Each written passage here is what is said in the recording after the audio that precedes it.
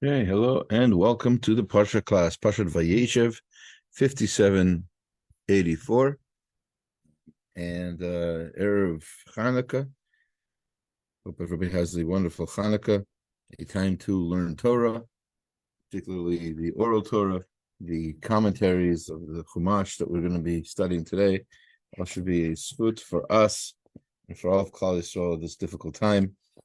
And the Parsha begins. Let's give a quick summary, right? Vayeishev is when Yaakov settles down in Israel, and there seems to be a rift between his sons, mostly the 11 sons, and Yosef, and 10 of them especially have a problem with him. He seems to be either gossiping about them or telling dreams where he's the leader and everybody's bowing down to him, etc.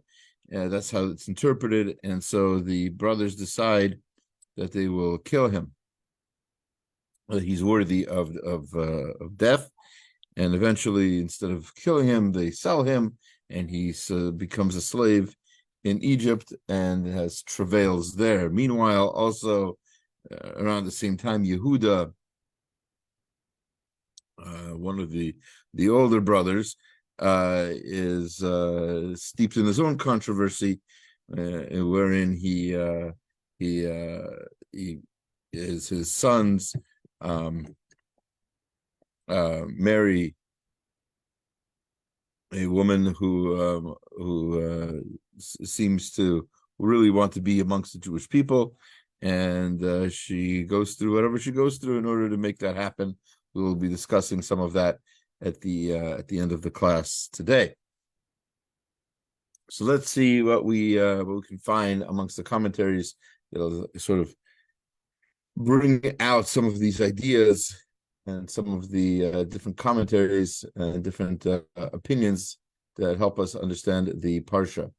So obviously, we're going to have differences of opinion regarding particularly why it is that the brothers did what they did with Yosef. And in particular, we're going to focus on a particular aspect of that, which is why is it that Yaakov seems to have favored Yosef?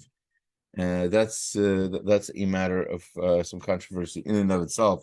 Let's start with reading the first three psukim, and then hopefully that'll give us a good jumping off point. Vayeishev Yaakov be'eretz mugurei aviv be'eretz Canaan. As I said, Yaakov settled in the land that his fathers lived in the land of Canaan, future Israel.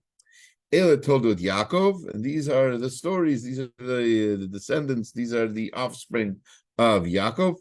Yosef ben Sheva Esrei Shana haya roe et achav. At 17 years old, he was a shepherd amongst his brothers. Bitzon v'hu nar et bnei Bilha v'et bnei Zilpa, and he either acted like or was a nar, which is a young person, with the sons of Bilha and the sons of Zilpa, Neshei Aviv, the wives of his father, and Neshei Aviv, V'yaveh Yosef et dibatam ra'a el avihem, and you'd say bad things, seemingly about them, to their father. So he would report on them. He was a snitch, whatever you want to call it, or maybe he had a right to do it. We will see. Maybe.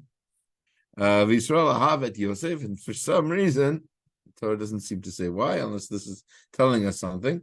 Yisrael ahav et Yosef mikol banav, and Yisrael, which is one of the names of Yaakov, he loved Yosef more than all of the other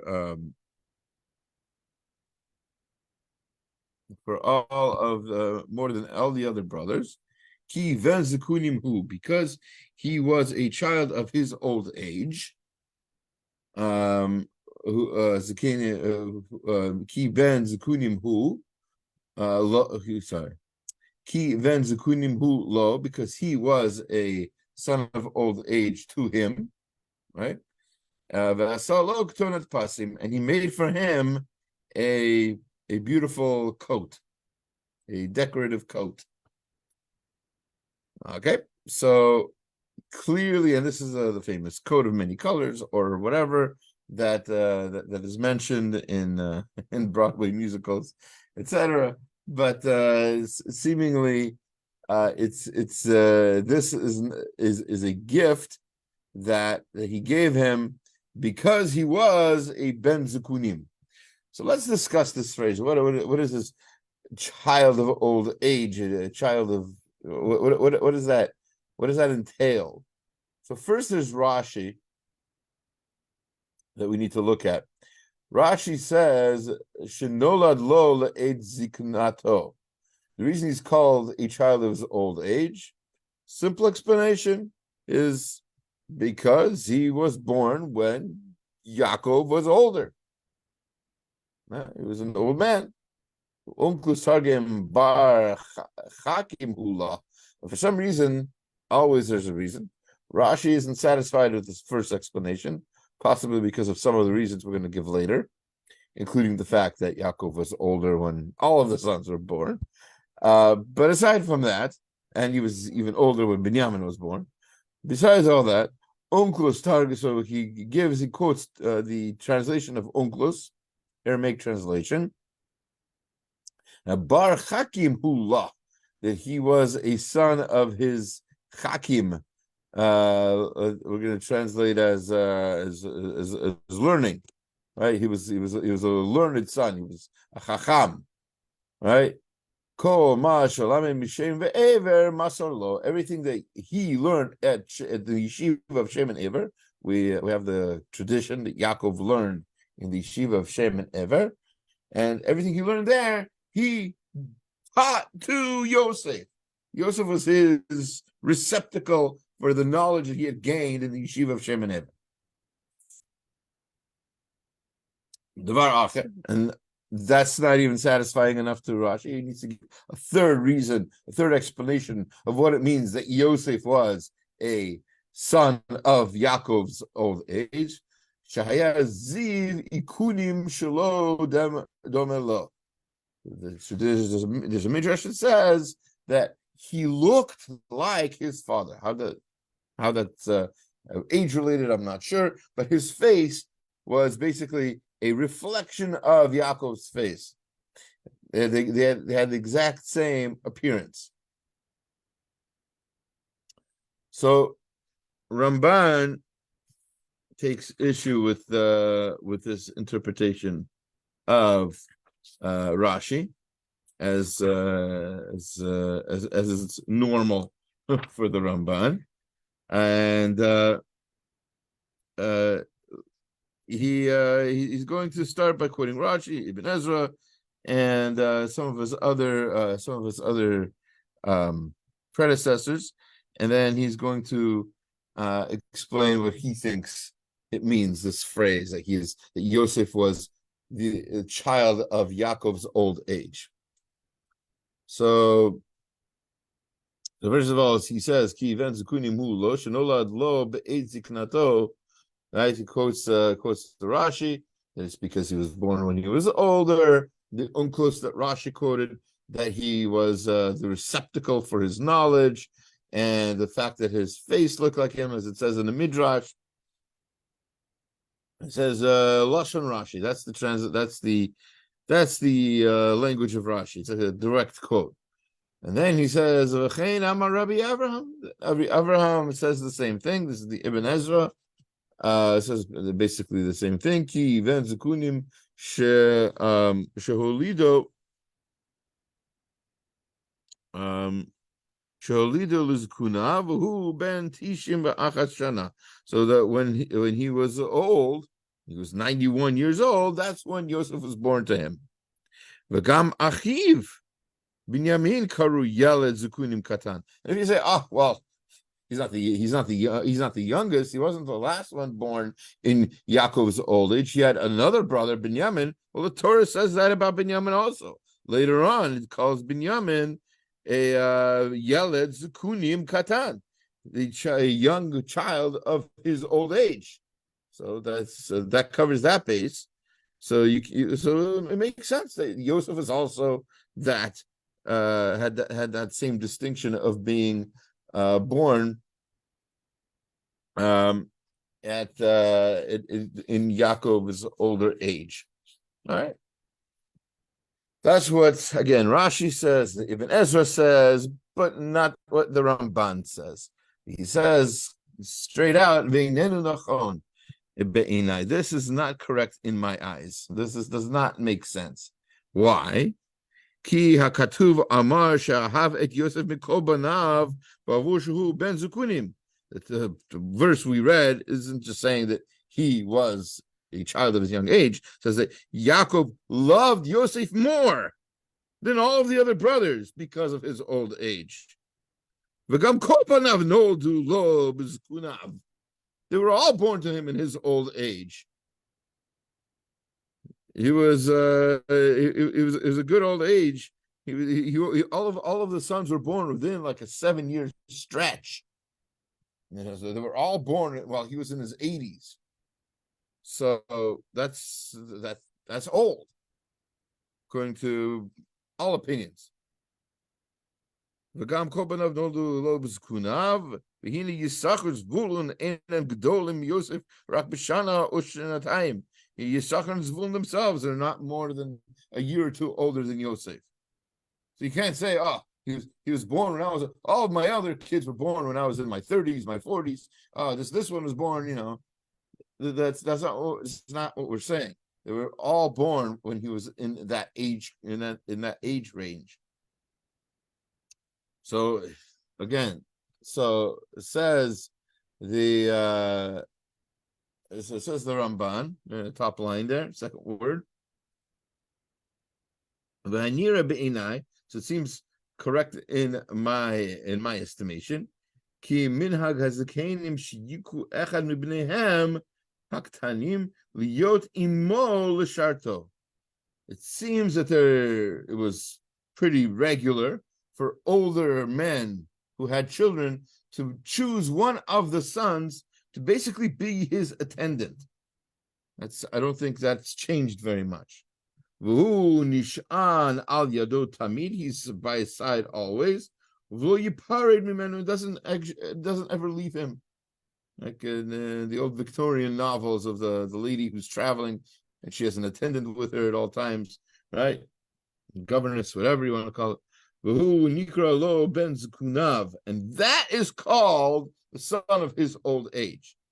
Not because he is young and the father is old, but because when the father is old, he has chosen a son to be his attendant. Yosef was that attendant, says the Ramban. Because he attends to him in his old age.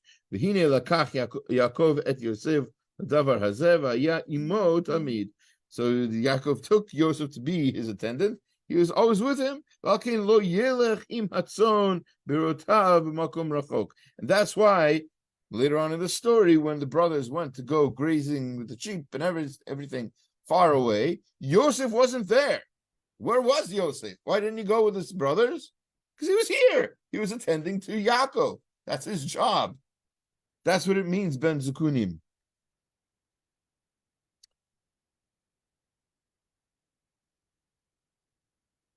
Right? So, and then, since Rashi quoted Unclus, it's worth bringing up that Unclus Sha'amar Bar Hakim, when the Unclus says that he was wise, Yirtzeh Mashayah ben Dad v'Chacham be'inei Aviv. He just wants to point out that that Yaakov estimated that Yosef was a smart boy. V'tamo b'tam zakenim, and he seemed to have intelligent reasoning, the kind of reasoning that you would expect for older people. V'targem b'yeled zakunim bar sitnim, and the translation that Unclus gives later on, but with regard to Binyamin, When Binyamin is called a child of his old age, he translates there the son of old age. Not like here where he translates it as Bar Hakim, that he's a Chacham. Right? So that it's a different translation. Why? Ki lo amar katuv bekan ki ven zukunim haya. Did not say here for he was a child of old age, of Alamar, who lo, he's to him, he was a child of old age. In other words, the Ramban is is explaining why Onkelos translates things the way he does. Onkelos translates this phrase as Ben Zekunim, as an intelligent child, because of the phrase that's used later on, right? The phrase that the next few words, who lo, that he was to him. In other words, it's some sort of interpretation of Yaakov. For Yaakov, Yosef was this. So what was Yaakov? What was Yosef to Yaakov? He was an intelligent child. He was Ben Zukunim. In other words, in his mind, he thought like an older person. That was an estimation of Yosef from Yaakov, and that's why Onkelos translates this the way he does. Otherwise, it wouldn't make sense. It's a subjective thing. It's Yaakov's interpretation. It's not. If it was a numbers thing, it was an age, how old he is. That's objective. So it wouldn't matter what Yaakov is to see if Yosef is young or old. So then there's a midrash that goes along with this. As Rashi pointed out, v'zot kavanatam ba'amram, and that is the intent of the rabbis when they write kol ma shelamed mishem ha'ever masar lo, everything he learned from Hashem ha'ever he taught to him. What does that mean? It means lomar shemasar lo chachmo l'sitrei Torah u'mitzaro. He taught them the insights and the secrets of the Torah. So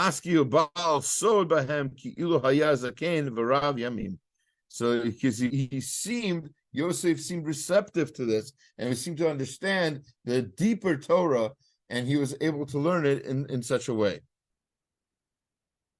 So again, what we're seeing is, first of all, we're seeing a lot of different interpretations, none of them necessarily wrong, but I just wanted to point out, as is our method here, that we're getting a hopefully better understanding of the Torah in its original form in Hebrew has a lot of depth in it.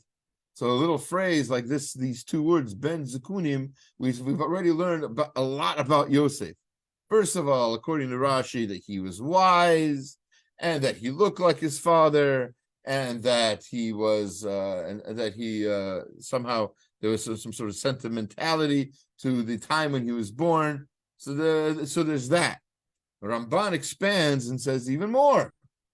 Besides that, Yosef attended to Yaakov, which you wouldn't have known from the Torah in and of itself. It doesn't say that explicitly.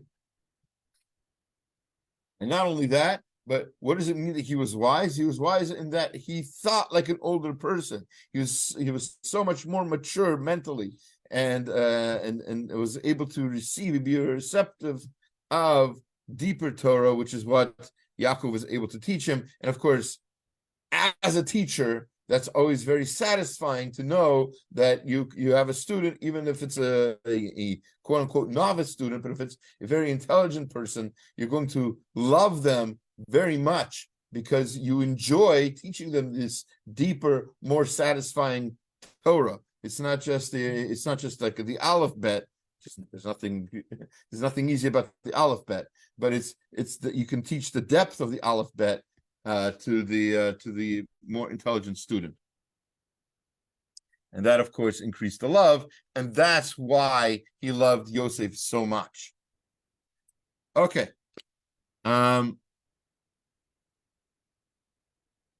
more interpretation of this phrase, or maybe two. We're going to look at the Rashbam. Now, the Rashbam, in case you might not remember from previous classes, he was a grandson of Rashi, and he actually interesting. He mentions it in his commentary in the beginning of this week's parsha. Of all the places that he could have mentioned it, he mentions it here. His intent, as many say, is their intent. Ramban says the same thing, more or less, about his own intent for writing his commentary. His intent was Pashut Pshat. What is the simple explanation? Even more simple than Rashi, because Rashi sometimes has to veer off to Midrash. There have to be commentaries explaining why did Rashi say this, why did Rashi say that, why did he give multiple interpretations. Give me the simple ABC, just tell me the story, kind of thing. So the Rashbam said, like I said in the beginning of his commentary in this week's parsha, he writes that Rashi told him before he died, his grandfather, right, told him before he died when he was very old, that he wished he'd lived long enough to rewrite some of his comments on the Torah to make them more simple, like the Rashbam would have liked. Anyway, that's a little bit about the Rashbam, and so he says here on this phrase Ben Zukunim that he was a child of his old age. What does that mean? Ki acharon hayal yud aleph banim. Of his 11 sons, he was the last one born. Binyamin lo nolad acharei Cain ad zman meruba. But and Binyamin was obviously younger than Yosef, so he was born later. But he was born so much later that for a long time, Yosef was the youngest. Right, for a few years at least, Yosef was the youngest, and that's how, and he's kind of remembered as the baby. That happens in families, even nowadays, right? When there's a child born out of a group, and he or she is the youngest, that's like the baby of the family. And then if a few years later another child is born, that baby of the family is still in a lot of ways the baby of the family. Right? That doesn't leave. So that's what made Yosef the son of his old age. For a long time, he was the son of the old age, and then Binyamin came along and took that title for in some ways, but it was never forgotten that Yosef is like the younger one of this group, right? That's a very practical explanation, as the Rashbam would like. Now, the Radal, I couldn't find the Radal in time, but he quotes the Pirkei de Rabbi Eliezer, which I did have here in Safari anyway, and I don't think they have Radal yet, but he quotes that there was a prophecy that Yaakov had, that Yosef would be. Let me try to find it here. Right.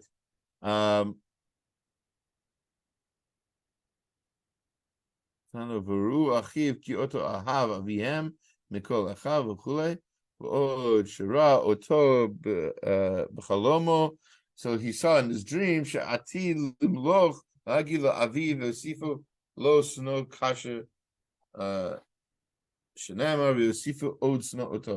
so they hated him because of his dreams. Well, we know that. So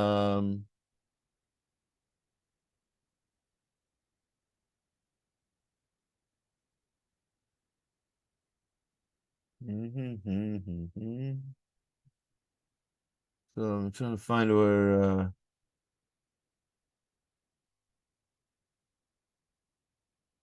the Pirkei de Rabbi Eliezer is very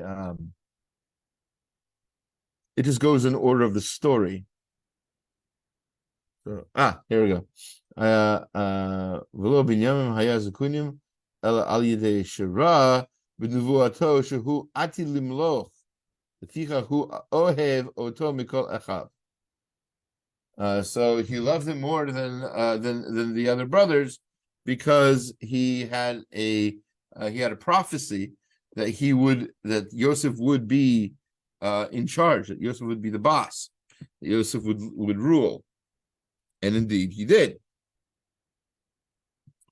So these are all practical explanations, all different commentaries about why the Parsha Pasuk calls him Ben Zukunim.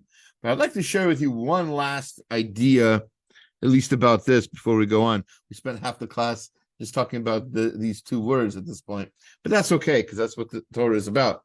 Yagdil Torah v'yadir, right?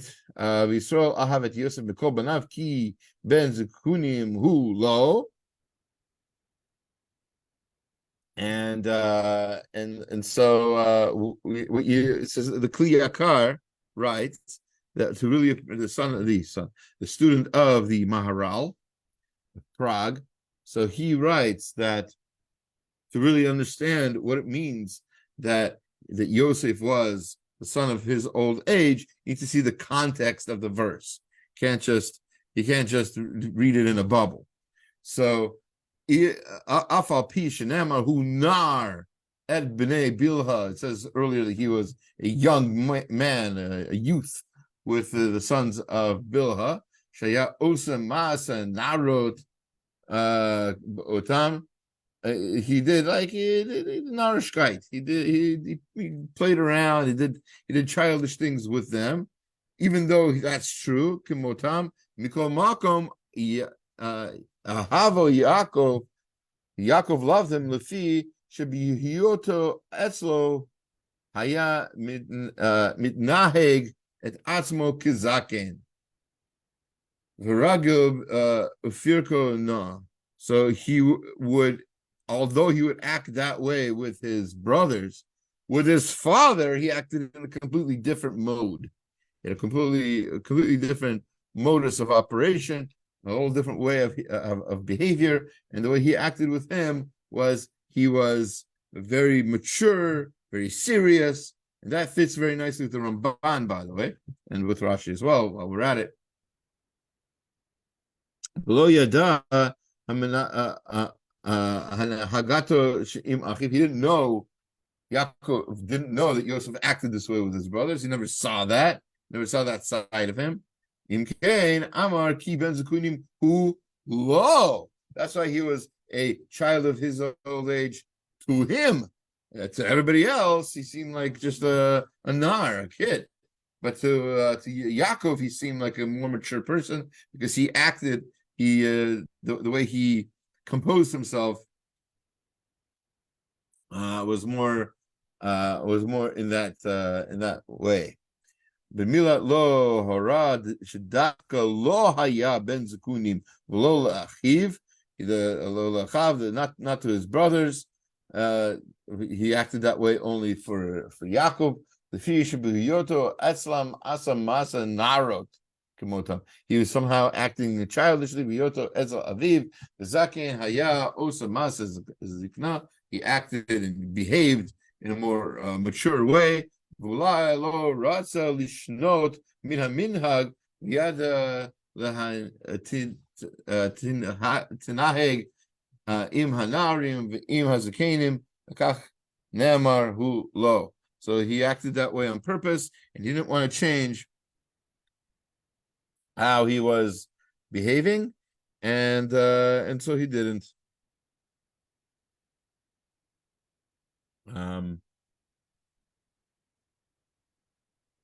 Didn't know if I would add this in. I don't really have the source sheet here for this. Well, maybe we'll just discuss this outside, and we'll get what we can out of it.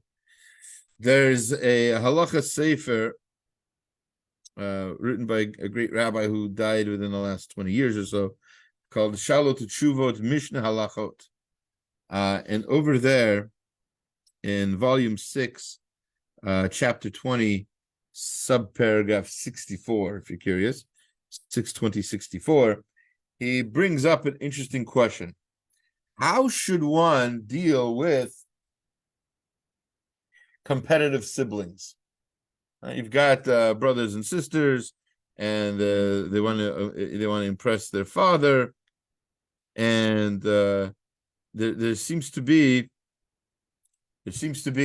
at least in some ways, a little bit of a discussion, at least something worth figuring out, if we should encourage or discourage this sort of behavior. So he writes that there's a Gemara, first of all, in Shabbat 10b that talks about that tells us that a person should avoid competition and jealousy amongst their children as much as possible.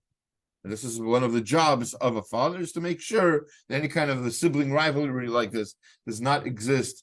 Certainly during his lifetime, he can't really control what happens afterwards, but to the best he can to have a peaceful environment amongst the siblings. So you've got that, and whether if Yaakov was successful at that or not is a matter of discussion amongst the commentaries. But there's another Gemara, the Gemara in Gittin 25, where there's a father who creates a contest between his sons to see who is going to perform the Korban Pesach first. So this seems to be encouraging competition, and obviously there's going to be some. It's a rat race, right? There's going to be they might pop each other's tires, or they might try to trip each other or elbow each other out of the way. Is this a good thing? So there are commentaries to say that this is what Yaakov was doing. He was creating this sense of competition on purpose, because he wanted the brothers to work on themselves to be better and better Jews, to be better and better people. So then it seems that competition is a good thing. So is it a good thing? Is it a bad thing? It's not clear. So it says the Shiloh to Teshuvot Mishnah Halachot, that he says that in order to teach, in order to really, and this is not only true at home, it's also true in the classroom and basically anywhere else, that to teach, to really inspire people to learn their best, competition is a good thing. Competition works for that. We know this from sports, right?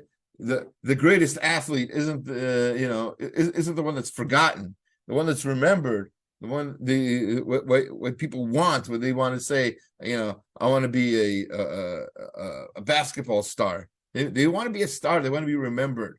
They want to be up with the greats, with the Michael Jordans and the Kobe's and all that stuff.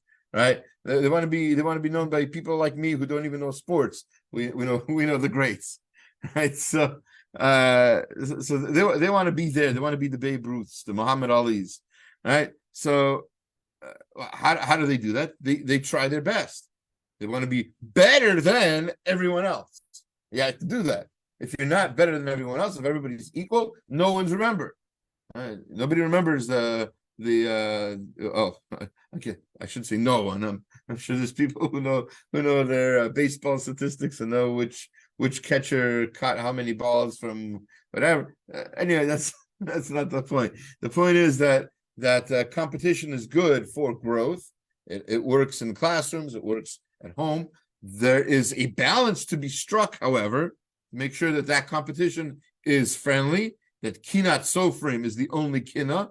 Right, that the jealousy of growth, the jealousy of someone else's, of someone fulfilling their potential to the best, and I want to fulfill my potential to my best as well. That's great. That's beautiful. When you cross the line to the point where you want to stop somebody from growing so that you can be the best, that's where the messaging is wrong. And you think you've forgotten what you're doing this for. You're doing this for growth, and for growth, there should be nothing to do with fighting, with hurting, or anything like that. It should all be peaceful. And as long as it is, it's very healthy and a good thing. And obviously, there's a balance to be struck in how it is done correctly. And whether Yaakov struck that balance or not is definitely worthy of discussion, but that seems to be what he was trying to do, according to some opinions anyway, in treating Yosef so much better than the brothers. Okay. Sorry, I didn't have the sources for that. But I do have the source for this next piece.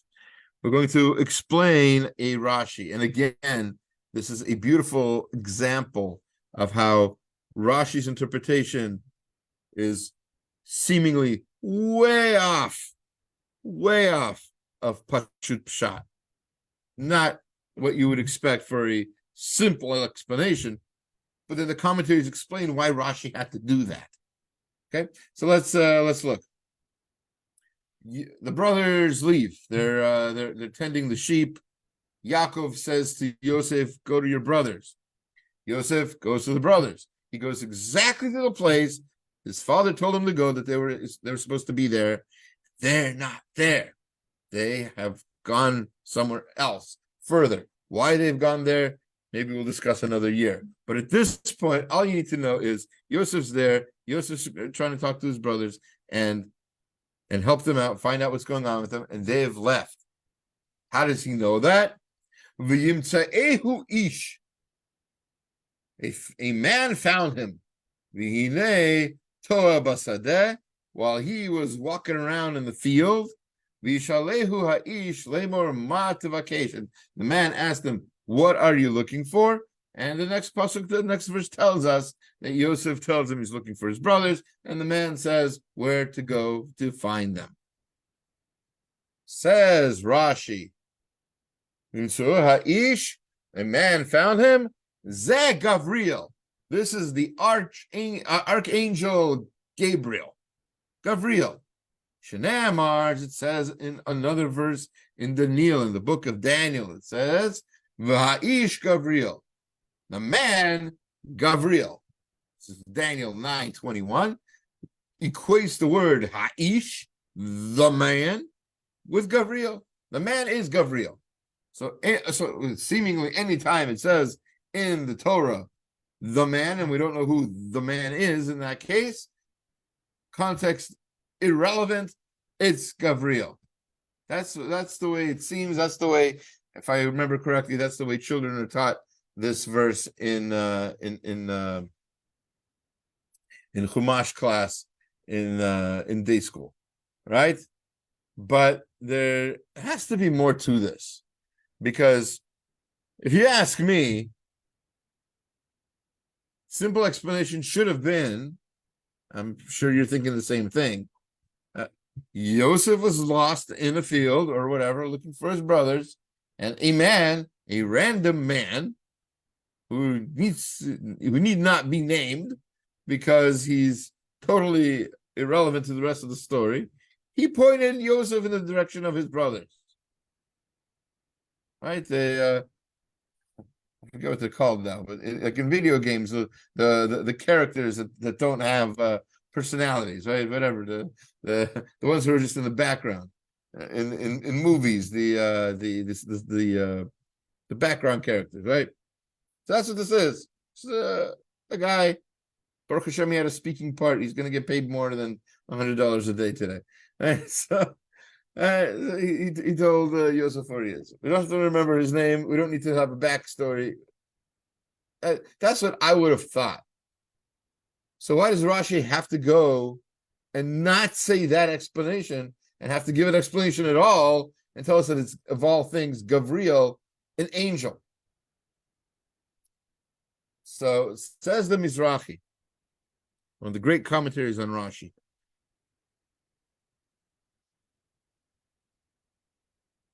Tanchuma ein ish ka'amur kan ela Gavriel. It says, it doesn't say, when it says, the Tanchuma says that this man is Gavriel, diktiv va'ish Gavriel, and as it says, this is the source for Rashi. This was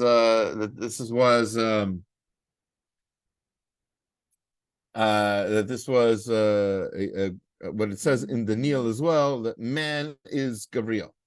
Ra'iti is Asher Ra'iti. Ve'ena Rotzolomar Shemfnei HaKatuv Kan Ish Kamo Shekatuv Big Gavriel Rui LeParsho Al Hamalach. Not everybody's worthy of seeing an angel. Im Kain V'Kol Makom Shekatuv Bo Ish Nifreshuhu Al Hamalach. Anytime it's not true that every time it says ish in the Torah it means Gavriel. So only when somebody's worthy of seeing an angel. Elahachi Purusha Shvipnei Hakatuv Kan Ish Kamo Shekatuv B'Gavriel Amdenu Shehamalach Shefagesh the Yosef. Yosef was worthy of seeing an angel. Haya Gavriel V'lo Malach Acher. It's Gavriel and not another angel. Gavriel is often depicted in the Midrashim and in Agadita as the angel that it gets involved in human events. For example, the angel that in the Purim story that attached a tail to Vashti, etc., that was Gavriel, according to the Midrash.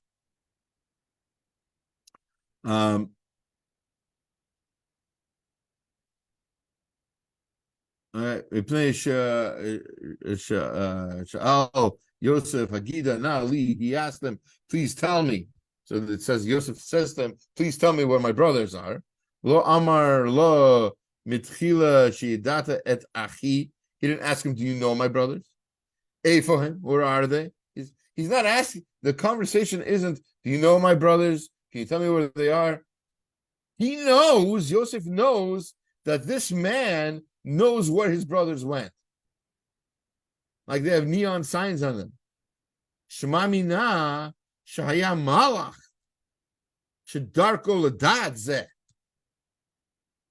It seems clear it must have been an angel, or else Yosef wouldn't come up to him with the confidence that this person knew where his brothers were, who his brothers were, or anything else. Aval hachacham Even Ezra nidchak b'zeh.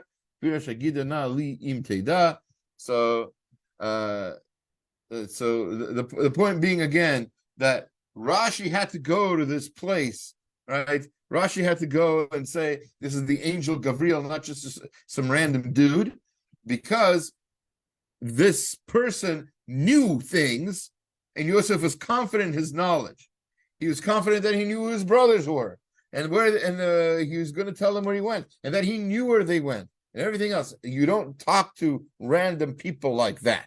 You can only speak to somebody like that if you're confident that they know the answer. And Yosef's confidence in this person indicates that he was indeed an angel. All right, we're going to skip forward quite a bit. Yosef, as we said, if you want to hear more about free plug here. If you want to hear more about the whole Yosef story, why he was sold, how he was sold, etc., you can look at some of the previous year's classes we have for the last. This is like the fourth class of this Parshat for Hashem. So quite a few more hours in the playlist that we have on YouTube. I invite everybody to subscribe and to check it out. Meanwhile, though, we're going to skip in this parsha to the Yehuda story. As we said, it is a complicated story. It's worth mentioning that the Mishnah tells us lists several things that should not be taught a certain number of people, because they're not only the complicated, but a misunderstanding of them can lead somebody to a huge mistake in understanding Hashem and his world. So that being the case, this particular story, Yehuda going to a prostitute, and all of this is difficult to understand. And so we're going to get some help in understanding this from the writings of Rav Eli Munk, of blessed memory, of great Rav of Paris after the war, and father-in-law of some great people, so Rabbi Fassman, blessed memory, and one of the previous chief rabbis of England, Rabbi Jacobowitz. So a great man, and great commentary worth investing in if you're looking for a great commentary on the Torah. Call of the Torah, it's called. So let's look at the verse. it says, so Yehuda is traveling with his friend, the Adulami friend, and he's just walking along the road, and all of a sudden, Vayet, and unbeknownst to him, his daughter-in-law has disguised herself as a prostitute. She's on the road somewhere. I'm imagining it's some sort of tent or something, and that's all the imagining I want to do for that. Vayet aleha al el haderech. He turns to her while he's on the road, and he says, "Please let me go. Let me let me be with you." He didn't know that that was his daughter-in-law or potential daughter-in-law. Remember, this is not his daughter-in-law. She married his oldest son. That son died. He was doing something evil, according to Chazal. He was not inseminating her.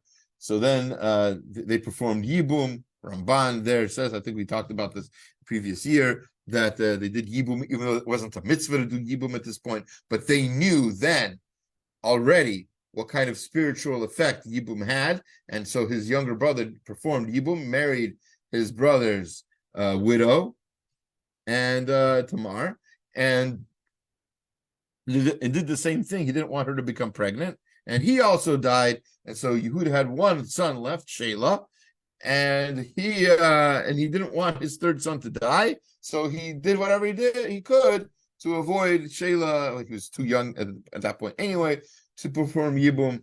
Anyway, he kept him from performing Yibum, but Tamar had prophecy that somehow she would have descendants from Yehuda. Eventually, that descendant would become not only David HaMelech, but eventually Mashiach. And so she had this prophecy. She had the need to be part of the Jewish people. And so she disguised herself as a prostitute. This is, again, the way the Chazal understand the story. And the question becomes how it is that Yehuda did what he did. Fine, she had prophecy, but why is Yehuda going to a prostitute? This is not Jewish behavior. Anyway, so it says he did not know that she was his daughter-in-law. But Tomar, ma atitain li, what can I give to you? What does it cost to sleep with you? Ki tavo elai, and so that's the verse. So she asked him, "What are you going to give me for sleeping with me?" Right. So he's not asking the price. She's asking him what he's going to give her. So a lot to talk about here. And so as our rabbis do nowadays, as they always did, even Rashi quotes the Midrash, Rashi quotes Unclus, Ramban quotes his sources, right? So here too, Rav Munk is going to quote his sources. His source is the Rambam, Maimonides, in his Guide to the Perplexed, Part 2, Chapter 6. Rambam quotes Rabbi Yochanan's words, Judah was about to pass by, but God sent an angel of lust and said to him, "Where are you going, Judah? From where then will the kings come from? From where are the redeemers?" In other words, this the Midrash says that Hashem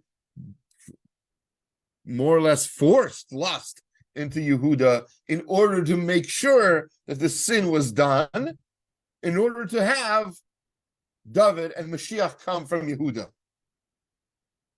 Our sages, explains Rambam, have clearly stated that ill forces, dispositions, which reside in a body are called angels, much more than the forces that are given to the universe, and every force has a certain definite action. So this angel of lust is something that is a force of thought that entered into Yehuda that he didn't have before. Sorry. See if I can do that. Nope, that's not working. Here, the natural and physical forces are also called angels. Be that as it may, Rabbi Yochanan's words emphasize once more that mysterious intertwinings